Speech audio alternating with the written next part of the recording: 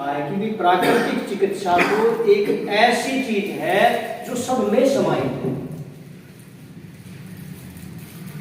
सिद्धांत क्या है, इनके बारे में थोड़ा सी चर्चा कर लेता हूं। प्राकृतिक चिकित्सा का पहला सिद्धांत है, ध्यान से सुनना, रोग एक है, रोगों का कारण एक है और रोगों का उपचार एक है।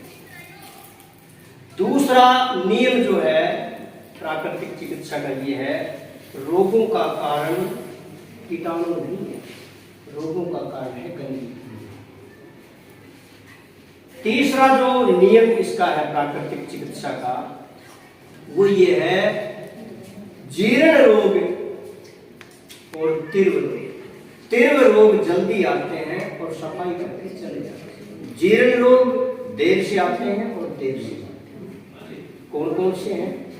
तीव्र रोगों के अंदर खांसी है, जुकाम है, उल्टी है, दस्त है, बुखार है, संकट है, ये हमारे मित्र रोग हैं। और जो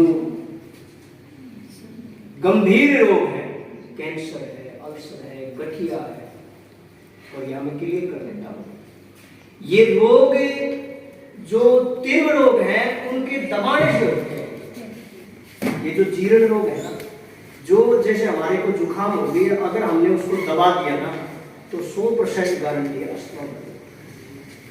कई बार दबाने के एक दो बार से अगली बात यह है, प्राकृतिक चिकित्सा का जो अगला नियम है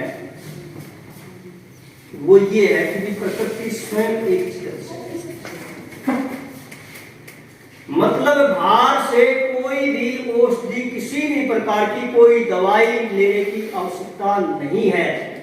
मात्र एक काम कर दे, अपने शरीर की, अपने मन की, अपनी आत्मा की सफाई कर। एक मैं आपको थोड़ा सा पूरा उपचार की दृष्टि से, क्या हम एक रोग के ऊपर योग से ठीक हो सकते हैं? योग भी वही काम करता है, योग भी सफाई करता है।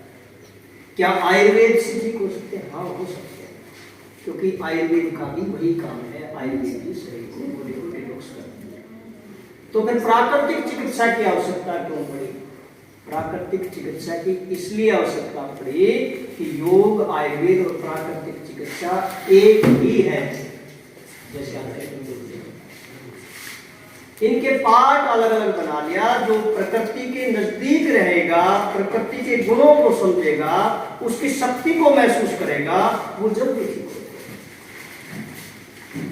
हो। आप शहर में रहते हो, आपके पास में न वायु शुद्ध है, न पानी शुद्ध है, न सूर्य ठीक ढंग से आता, न तारे दिखाई देते, न चांद दिखाई देता। एक बार जंगल में जाकर सारी चीज शुद्ध है और भाई इतना मन प्रसन्न होता है, आपने कभी आकर के। और भाई भगवान ने ऐसा बढ़िया जीवन दिया है, एकदम प्रकृति की गोद में। एक बार जरूर, जैसे आचार्य जी ने कहा, आप एक बार आकर के देखना नेचुरोपैथी केंद्र को। मैं भी इसी झज्जर में रहता था, 12x12। मैं एक बार जंगल में जाकर के एक रात मैंने महसूस किया था कि भाई मैं क्या इस प्रकृति की गोद में रह सकता हूँ। एक संकल्प लिया था, उसी दिन से मैंने दर्शन किया था। और जी आज इतना आनंद है, इतना आनंद है। अरे पैसे कमाना तो सामान्य सी बात है भाई, पैसे तो ऐसे आते हैं, ऐसे। आप ये सोच रहे हो ना, मैं हमेशा एक बात बच्चों को भी बताता हूँ, ये प्राकृतिक चिकित्सा के अंदर ही है, क्योंकि आपके लिए जरूरी है ये। मैं बच्चों को प्राय बताता हूँ कि बेटा आप नौकर मत बनो, आप मालिक। परसों मेरा लेक्चर रेवाड़ी में था और रेवाड़ी में इतना जबरदस्त लेक्चर था, इतने लोग जो आए हुए थे और एक से एक ब्रिलियंट सरकारी स्कूल के बच्चे, क्योंकि वो प्रकृति की गोद में है। उनके जो आचार्य थे बहुत बुद्धिमान, सरकारी स्कूल की बात। मेरा यहाँ कहने का अर्थ ये है कि आप प्रकृति के सानिध्य में अगर एक बार चले गए ना, प्रकृति की गोद में, तो आपकी बुद्धि, आपका बल स्वतः, आपकी शक्तियां, आपकी सिद्धियां अपने आप जो है। रोग कुछ नहीं है, हकीकत में रोग जो है, रोगों का कोई अस्तित्व नहीं। हमें अपने शरीर को, अपने मन को, अपनी आत्मा को वो वातावरण देना है जो इसको जरूरत है। यही प्राकृतिक चिकित्सा। अगली ज्यादा समय नहीं, क्योंकि मैं जो है ज्यादा समय लेता ही नहीं। मैं कुछ बातें और महत्वपूर्ण बताऊंगा।